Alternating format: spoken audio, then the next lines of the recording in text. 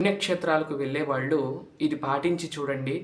చాలా అద్భుతంగా ఉంటుంది. మీ యాత్ర అంతా కూడా చాలా హ్యాపీగా జరుగుతుంది. వచ్చినాక కూడా ఆ యాత్ర గురించి చెప్పుకునేలాగా ఉంటుంది. ఆ స్వామిని మనం మర్చిపోలేము. అదేమిటి అనేది ఈ వీడియోలో తెలుసుకుందాం. మనం గనక మరి ఎగ్జాంపుల్‌గా చెప్తున్నాను. నేను పాటించేది. నేను మొన్న శ్రీశైలం వెళ్ళాను. రీసెంట్‌గా 2 సార్లు వెళ్ళటం జరిగింది. అలాగే తిరుపతి వెళ్ళాలి అన్నా, లేదంటే ఏదైనా క్షేత్రాలకు వెళ్ళాలన్నా రీసెంట్‌గా మీ అందరికీ తెలుసు అరుణాచలము, కంచి, తర్వాత తిరుత్తని, ఆ తర్వాత Eluru golden temple, Vellore golden టెంపుల్‌కి ఇవన్నీ కూడా వెళ్ళటం జరిగింది.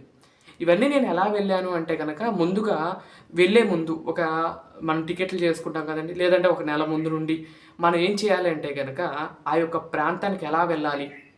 అక్కడ నుండి ఎక్కడ స్టే చేయాలి? ఇవన్నీ చూసుకుంటూ వెళ్ళండి. అలాగే మనకి బెస్ట్ నందాస్ జర్నీ అనే యూట్యూబ్ ఛానల్ ఉంది. ఆ అన్న చాలా, చాలా, చాలా బాగా చేస్తాడండి.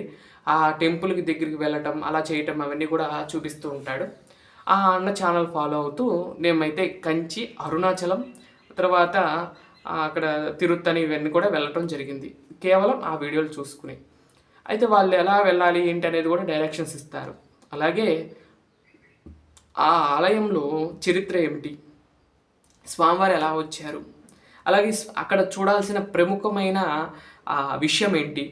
ఆ యొక్క కట్టడం వెనక ఎవరు ఉన్నారు? ఇవన్నీ కూడా తెలుసుకొని వెళ్ళామనుకోండి, అక్కడికి వెళ్ళాక చాలా అద్భుతంగా అనిపిస్తుంది. అలాగే నండూరి శ్రీనివాసరావు గారు కూడా చెప్తూ ఉంటున్నారు.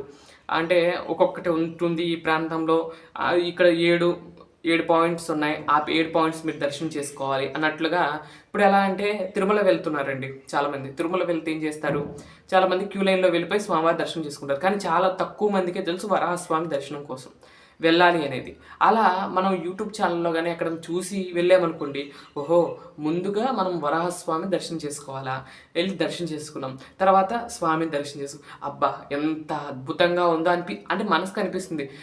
పరిపూర్ణం అవ్వాలి అంటే కనుక ఏదైనా మనం చూసుకుని వెళ్తే, ఆ యొక్క ఆలయం చరిత్ర తెలుసుకుని వెళ్తే చాలా అద్భుతంగా ఉంటుంది. ఆ ఆలయంకి వెళ్ళినప్పుడు ఇదిగోండి ఇక్కడే అప్పుడు గుణపం ఉంది. ఇప్పుడు మన తిరుమల క్షేత్రంలో స్వామివారి గడ్డంకి దెబ్బ తగిలినప్పుడు గుణపం ఉంది. ఆ గుణపం వీటి రోజుల్లో నాకైతే చిన్నప్పుడు తెలిసేది కాదు.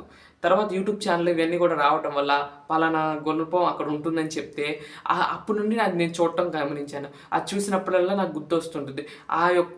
ఆ రోజు చేసిన ఆ భక్తుడు చేసిన ఆ యొక్క లీల, స్వామివారు చేసిన లీల, ఆ భక్తుడికి చేసిన లీల మనకు ఆ యొక్క రూపంలో కనపడుతుంది. అలా నేను ఏదైనా కూడా భావిస్తూ వెళ్తాను. అలాగే కంచి వెళ్ళినప్పుడు కూడా అక్కడ చూడవలసినవన్నీ కూడా ముందుగా చూసుకున్నాను ఫోన్‌లో. తర్వాత అక్కడికి వెళ్ళి అవన్నీ కూడా చూడటం జరిగింది. చాలా అద్భుతంగా అనిపించింది. ఆ తర్వాత యాత్ర అయిపోయిన తర్వాత ఇప్పటికి కూడా ఆ యాత్ర గురించి మర్చిపోలేమండి. అంటే అంత పరిపూర్ణంగా మళ్ళీ జీవితంలో ఒకసారి వెళ్తాం, 2 సార్లు వెళ్తాం. వెళ్ళేదేదో హడావుడిగా లేకుండా నిదానంగా, ప్రశాంతంగా వెళ్ళి అన్నీ చూసుకుని, ఆ యొక్క క్షేత్ర మహత్యం తెలుసుకుని, ఈ స్వామి ఎలా వెలిసాడు అని తెలుసుకుని వెళ్తే అబ్బబ్బా! ఆ యాత్ర ఇంకా జీవితంలో మర్చిపోలేమండి. అంతేగాని బస్సులు పెట్టారు పొలవమంటే అందరూ వెళ్ళిపోవటం, దర్శనం చేసుకున్నాను ఎంతసేపు పట్టింది దర్శనం, ఇవే కాదండి మనకి. మనం వెళ్ళి ఆ దర్శనం ఆ గుడిలో ఏం అనుభూతి పొందాం? ఏ రాజును గుర్తుపెట్టుకున్నాం? ఏ రాజు ఇవి కట్టాడు? లేదంటే ఆ గుడి ఏ స్వామి వల్ల వచ్చింది? ఎవరైతే ఆ యొక్క గుడి కట్టారో వారి పేరు తలుచుకున్నా కూడా మనకి చాలా పుణ్యము. ఆ పేరు తెలుసుకునే స్వామికి ఎంతో ఇష్టమంట. ఇప్పుడు అలా ఆలయానికి వెళ్ళినప్పుడు చూసుకుని నందాస్ జర్నీ అనే యూట్యూబ్ ఛానల్ చూసుకుని వెళ్ళండి. చాలా బాగుంటుంది. వారైతే ఆ అన్న ఎన్నో వీడియోలు పెట్టాడండి. ఇప్పటికి చాలా వరకు ఆ అన్నయ్యని ఫాలో అవుతూ వెళ్తాం. శ్రీశైలం చుట్టుపక్కల చూడాలని. మాకు ఫస్ట్‌లో చిన్నప్పుడు వెళ్ళేటప్పుడు శ్రీశైలంలో ఈ పాతాళగంగా ఇవే తెలుసు. మల్లమ్మ కన్నీరు, లేదంటే పంచమఠాలని అవన్నీ తెలిసేది కావు. రుద్రాక్ష మఠం ఇవన్నీ ఉన్నాయి కదా! అవి తెలిసేది కాదు. మామూలుగా వెళ్ళేవాళ్ళం. ఆ 4 మామూలుగా ఆటో వాళ్ళు ఏమి తీసుకెళ్తారు మామూలుగా అక్కడ వాళ్ళు శిఖరము, తర్వాత సాక్షి గణపతి, పాలధార పంచదార, లలితాపీఠం ఇవి మాత్రమే తీసుకెళ్తారు. అటకేశ్వరం ఇవి మాత్రమే చూపిస్తారు. అదే మనం తెలుసుకుని వెళ్ళామనుకోండి, శివాజీ మ్యూజియం చూడొచ్చు, మల్లమ్మ కన్నీరు ఇవన్నీ చూసి నేను వెళ్ళాను అక్కడ. ఇంకా చూడాల్సినవి అలా ఆ ఛానల్లో చూసి వెళ్ళాను. అలాగే టెంపుల్‌లో కూడా వృద్ధ మల్లికార్జునుడు ఉంటాడు. ఆయన కూడా దర్శనం చేసుకోవాలని తెలీదు. ఆయన విగ్రహం కూడా చూసుకుని అక్కడ అన్నపూర్ణాదేవి ఉంటుంది. మనం ఏం చేస్తాము మామూలుగా వెళ్ళాలంటే ఎక్కడైతే క్యూ లైన్ మొదలైందో ఆ క్యూ లైన్‌లో వెళ్తాం, వచ్చేస్తాం. కానీ ఆ చుట్టుపక్కల ద్వాదశి లింగాలు, క్షేత్రాల లింగాలు ఉంటాయి. తర్వాత అక్కడ మఠం ఉంటుంది. అవన్నీ కూడా చూసుకుంటూ వెళ్తే అదొక హ్యాపీనెస్ ఉంటుందండి. నేను వెళ్తే మాత్రం అలానే చూసుకుని వెళ్తాను. మీరు కూడా ఇది ఫాలో అవ్వండి. మీ యాత్ర చాలా సంపూర్ణంగా అవుతుంది. చాలా హ్యాపీగా ఉంటుంది. ఆ యాత్ర మీరు చేసినందుకు ఆ పుణ్యం అనేది మొత్తం మీకు వస్తుంది.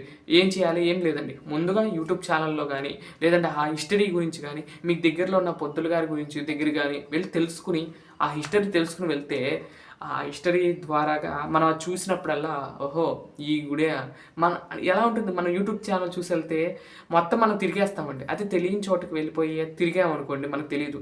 నేను అలానే చేశాను. కంచి వెళ్ళినప్పుడు నాకైతే కొత్తగా ఆయనైతే ఏం అనిపియలేదండి. అంటే యూట్యూబ్ ఛానల్‌లో మొత్తం చూసేసాక ఎటెళ్ళాలని చూసేసాక డైరెక్ట్ ఎవ్వరిని అడిగే పని లేదు ఇహ. డైరెక్ట్ వెళ్ళిపోవడం. మనం ముఖ్యంగా వేరే స్టేట్స్‌కి వెళ్ళొచ్చు. తమిళనాడు గానీ, కర్ణాటక గానీ వాటి వెళ్ళినప్పుడు యూట్యూబ్ ఛానల్ చూసుకుని వెళ్ళాలి. ఆంధ్రాలో అంటారా ఎక్కడైనా వెళ్ళిపోవచ్చు మనం. ఎందుకంటే ఆంధ్ర, తెలంగాణలో ఎలా అయినా వెళ్ళిపోవచ్చు. ఎందుకంటే అందరు తెలుసోళ్ళు, తెలుగోళ్ళు ఉంటారు కాబట్టి. అలానే మనం అదర్ రాష్ట్రాలకు వెళ్ళినప్పుడు తప్పకుండా వీడియో చూసి వెళ్తే, ఆ వీడియో ద్వారాగా మనం ఏమేమి చూడొచ్చు, లేదంటే ఎవరిని ఆటో వాళ్ళని కూడా అడగవసల. దగ్గర అనుకోని నడుచుకుంటూ వెళ్ళిపోవచ్చు. అట్లా వెళ్ళండి. చాలా అద్భుతంగా ఉంటుంది. మేమైతే అలా వెళ్ళి స్వామివారి దర్శనం చేసుకొని వచ్చిన వాళ్ళమే.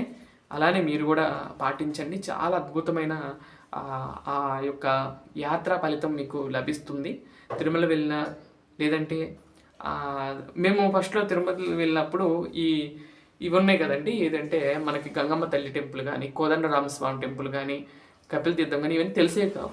తర్వాత మేము ఏం చేసామంటే ఇట్లా యూట్యూబ్ ఛానల్‌లో చూసుకొని ఒక సంవత్సరం వెళ్ళినప్పుడు అది కూడా మేము తిరుపతి వెళ్ళి కూడా 4 ఏళ్ళు అయిపోయిందండి. అప్పుడు చూసుకుని వెళ్ళాము. అన్నీ కూడా చూసామండి. కపిల తీర్థము, తర్వాత గోవిందరాజ స్వామి టెంపుల్, తర్వాత కోదండరామస్వామి టెంపుల్, గంగమ్మ టెంపుల్ ఇవన్నీ కూడా చూసి చాలా ఆనందంగా కలిగింది.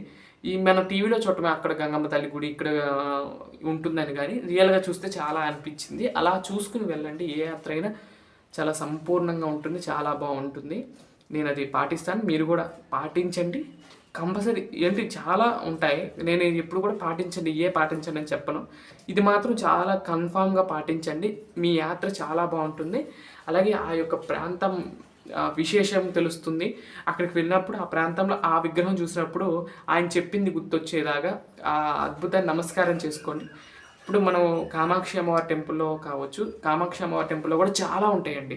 బిల్వ కామాక్షి, తపో కామాక్షి ఇవన్నీ చూడాలంటే మామూలుగా విడిగా దర్శనానికి వెళ్తే కుదరదండి. ఇవన్నీ కూడా అభిషేకం చేయించుకోవాలి. అలాంటివి చూసుకుని అభిషేకం చేయించుకున్నాం అనుకోండి, ఆ తపో కామాక్షి చూడొచ్చు. అమ్మవారి కామాక్షి పక్కనే తపో కామాక్షి ఉంటుంది. అది చూడొచ్చు. తర్వాత అమ్మవారి కొంచెం అభిషేకానికి వెళ్తే శ్రీచక్రం చూడొచ్చు. అమ్మవారి నిజరూపం చూడొచ్చు. నిజరూపంలో ఏంటంటే కనుక అమ్మవారు గాల్లో తేలుతూ ఉంటారని చెప్తూ ఉంటారు. అది చూడలేము కానీ కాకపోతే అభిషేకం సేవలో అమ్మవారి యొక్క నిజరూపం చూడొచ్చండి. నిజరూపం చూడొచ్చు. అలాగే మంగళవారం రోజు వెళ్తే అమ్మవారి సరస్వతి అలంకారం చూడొచ్చు. అలా మనం తెలుసుకుని వెళ్తే ఆ అలంకారాలన్నీ కూడా చూసుకోవచ్చు.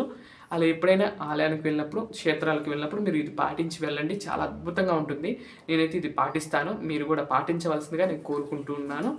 మీరు ఎంతమంది ఇలా పాటిస్తారో కూడా తప్పకుండా కామెంట్ చేయండి. ఇదండి ఈరోజు వీడియో. మరొక మంచి వీడియోతో రేపటి వీడియోలో కలుస్తాను. అంతవరకు సెలవు. నమస్కారం. ఓం నమో వెంకటేశాయ. ఓం నమో నారాయణాయ.